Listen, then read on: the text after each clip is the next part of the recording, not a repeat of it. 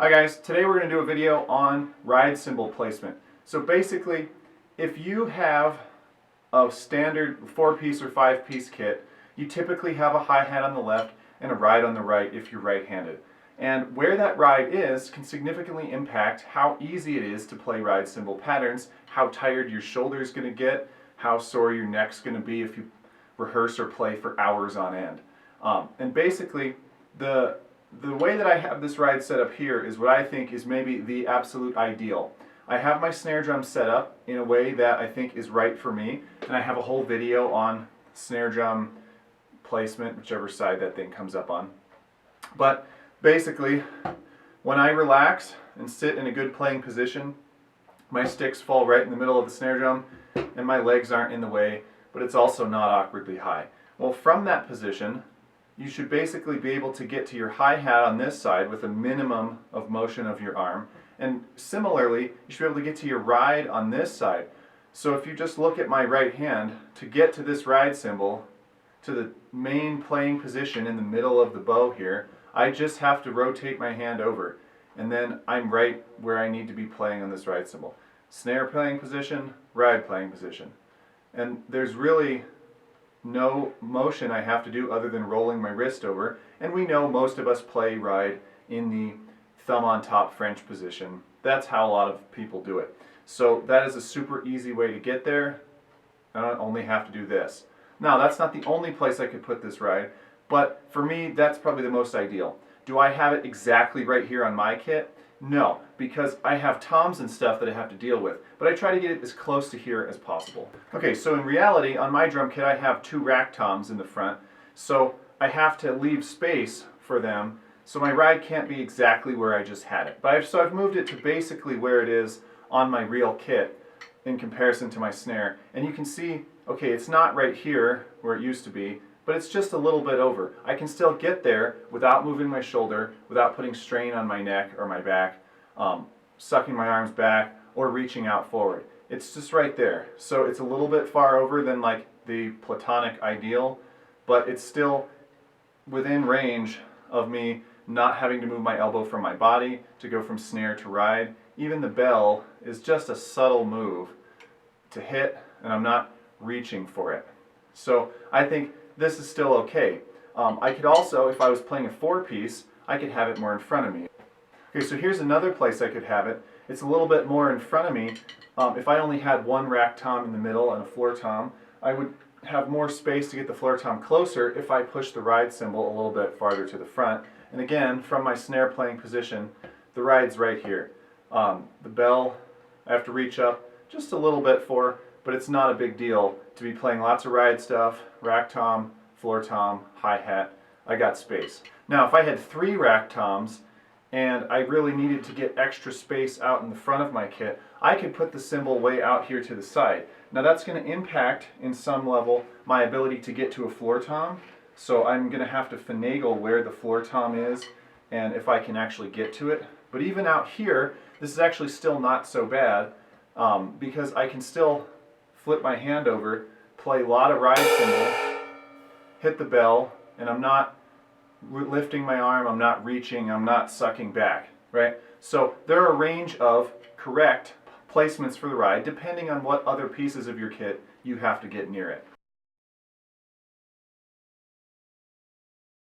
Now here's a placement of the ride that I think is relatively inefficient. A lot of people do this, they put their ride super high and sort of towards the front because they do have 2 rack toms and they sort of want to get the ride over the rack tom so that it's not so far around beside.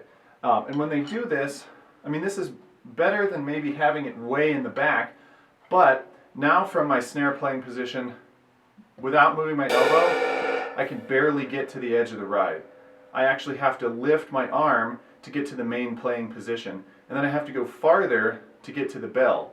And now my arm is in a position where my shoulder is doing work and it's putting strain on my neck and my upper back to get my hand out here. If I'm playing a lot of ride cymbal, this is a bad thing. Now if you never play ride cymbal, if you're like Lars and you only play hi-hat and just have a ride for show, well, I guess you could put it wherever you want. But if you're going to be playing it a lot, this is a position that you really are going to be uncomfortable in compared to a little bit lower where your arms naturally hang.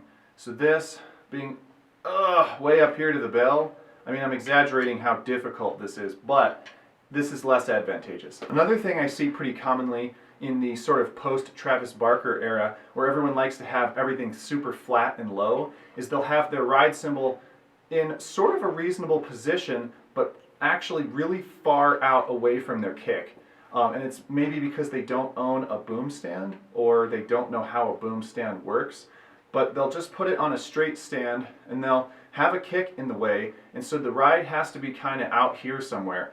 And so what happens is, from your snare playing position, you go to use the bow of it, and it's not that bad, it's okay, but they go to hit the bell and with the, with the shoulder of the stick, and suddenly their arm is almost fully extended. And a lot of the time, if you watch guys on doing YouTube, drum covers and stuff, playing with this sort of low, flat, far away cymbal setup that seems to be kind of popular right now, they actually have to lean forward every time they go to play their ride bell. And that is really not advantageous. Not only are you then putting stress on the shoulder and the arm, but then you're putting stress on the back by having to lean out to get to your ride. And I can't tell you how many people do this, and it doesn't make sense to me, and it's just, that's pretty inefficient, having it far away and low so that you have to lean out to get to the bell.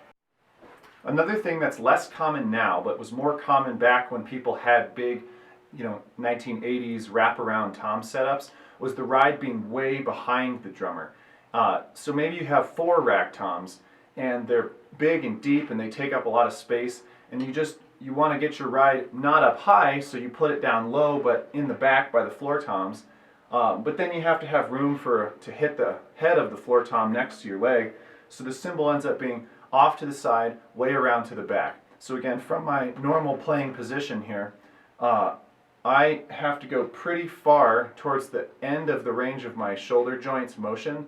Like, my shoulder really doesn't go any farther than this, and I barely make it to the bow. To get to the bell, I actually have to either turn my body to get to that bell, or I have to lift my arm up to get to that bell, which again is putting stress on either the shoulder or the back or both.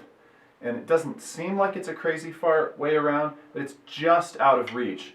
Not very advantageous. Not a good ergonomic position. Okay, and then there's one more position that I see occasionally that weirds me out. It's the vertical wall ride. This stand won't even adjust to make the cymbal perfectly vertical, but some people have stands that will. And then so they end up playing the ride like this, sort of backhanded over here. And I think this is just a really weird playing position to get rebound coming forward off of the ride rather than up and down the way you would off of a snare drum. Just technically, that's pretty strange. I mean, I guess it's okay from a shoulder and neck and back standpoint, but from a technique playing standpoint, it's really weird to have the vertical wall ride cymbal when every other drum that you play is closer to flat and you're getting rebound vertically. So again, just to recap, the ideal placement for a ride is where you're comfortable playing the snare and have good posture, and you're not reaching and you're not sucking back. Okay, get your snare in the right place, and then just roll your hand over. There should be your ride. Now there's a few, like we said, different places it could go where it's still in that range and it's not going to bother you. But if you have to lift your arm, or you have to twist your body, or you have to reach, then maybe you should rethink your ride placement. And it all depends, of course, on what other pieces and cymbals and drums you've got going on. And I want to dispel one thing quickly before we go here. A lot of people are going to comment on this video and they're going to say, hey, if it's comfortable, it's fine. What do you know? Don't tell me how to do it. Well, I'll just reiterate, I've said this in many other videos, but comfortable is not the same as correct or ergonomic. Lots of people are comfortable sitting like this. Lots of people are comfortable playing from back here, but that doesn't make it correct. It doesn't mean it's not putting stress on your spine or your joints or something, okay? So just because you're comfy doesn't make your choices the most efficient. And if you don't care about that, then, why are you watching the video? You do what you want, but if you do care about those things, then realize that comfortable and like ergonomically correct are not always the same, although they sometimes can be. All right, thanks for watching. Good luck with your ride cymbals. Ask me some questions if you have them. Thanks for watching.